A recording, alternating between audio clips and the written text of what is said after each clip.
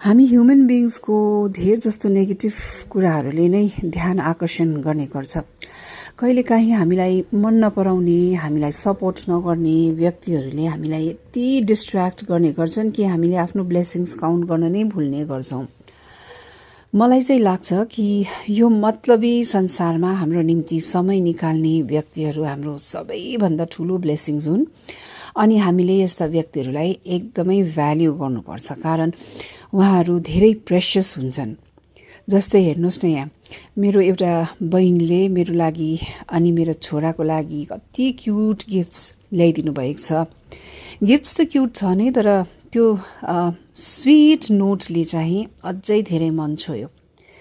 प्यारो बहिनी, तपाईँको मन पनि एकदमै तपाईँको रूप जस्तै सुन्दर छ। You are so so so sweet, so supportive है, हरेक कुरामा सपोर्ट गर्नुहुन्छ अनि टाइममा तपाईँले अब यस्तो मलाई गिफ्ट्सहरू दिइरहनुहुन्छ होइन। हुनु त अब गिफ्ट्स दिनु जरुरी छैन, तपाईँको मनमा अब मेरो लागि कस्तो प्लेस छ त्यो त मैले बुझिसकेको छु। त्यसको लागि नै म एकदमै ग्रेटफुल छु र यो गिफ्ट्सहरूको लागि पनि धेरै धेरै धन्यवाद तपाईँलाई। God bless you and your beautiful family always.